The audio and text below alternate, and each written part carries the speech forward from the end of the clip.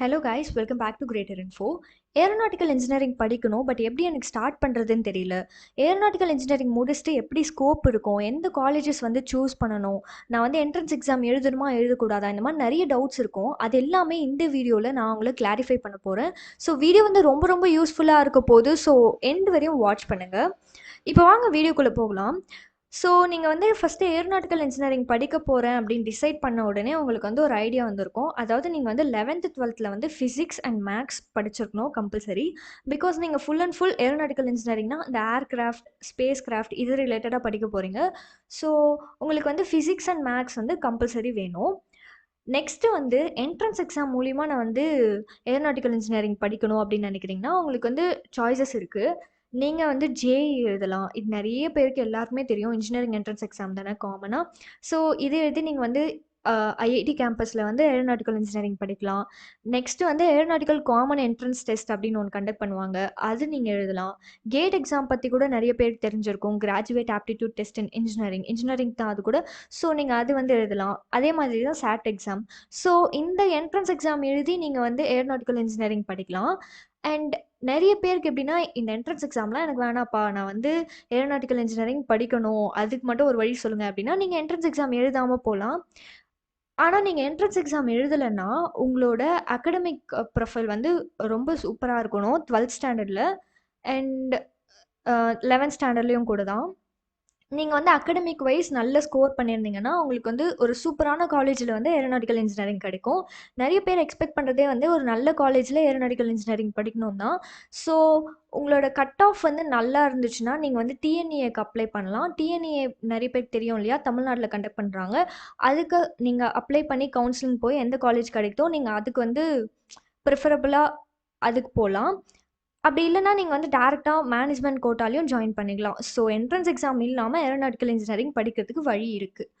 தென் சில best colleges aeronautical இன்ஜினியரிங்க்கு என்னென்னா, Anna university, Hindustan institute of technology, Sathyabama, SRM, Amrita.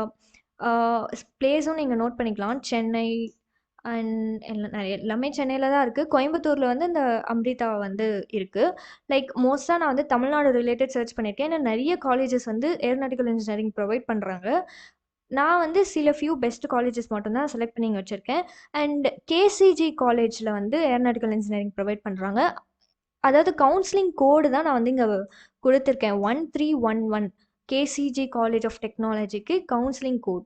அதே மாதிரி பிபி காலேஜ்க்கு வந்து 1222 இதான் வந்து டிஎன்ஏ கவுன்சிலிங் கோட். சப்போஸ் நீங்கள் அப்ளை பண்ணுறதா இருந்தால் இது யூஸ் பண்ணிக்கலாம்.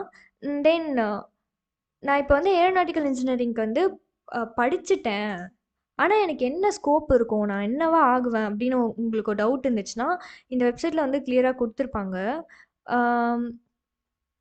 ஆக்சுவலி என்னென்னா, ஏரோநாட்டிக்கல் இன்ஜினியரிங் நீங்கள் படிச்சிட்டிங்கன்னா இஸ்ரோ, நாசா, டிஆர்டிஓ, ஹால், நால் இந்த மாதிரி எல்லாத்துலேயுமே உங்களுக்கு வந்து ஜாப் ஆப்பர்ச்சுனிட்டிஸ் இருக்கும். And probably 6 to 10 lakh per annum வந்து நீங்கள் சேலரி வாங்குவீங்க. பிடெக் ஏரோநாட்டிக்கல் இன்ஜினியரிங் படித்த கிராஜுவேட்ஸ்க்கு வந்து இவ்வளோ ஆப்பர்ச்சுனிட்டிஸ் உங்களுக்கு இருக்குது. ஸோ நீங்கள் ஸ்கோப்பை பற்றி கவலைப்படவே வேணாம். பிகாஸ் நிறைய ஆப்பர்ச்சுனிட்டிஸ் வந்து ஏரோநாட்டிக்கல் இன்ஜினியரிங் முடித்ததுக்கப்புறம் இருக்குது. திங் இஸ் தட் நம்ம சர்ச் பண்ணணும் நமக்கான ஆப்பர்ச்சுனிட்டிக்கு. அண்ட் டாப் ரெக்ரூட்டர்ஸும் இங்கே கொடுத்துருப்பாங்க பாருங்கள். Airlines, corporation, flying club, private airlines இந்த மாதிரி நிறைய இருக்குது.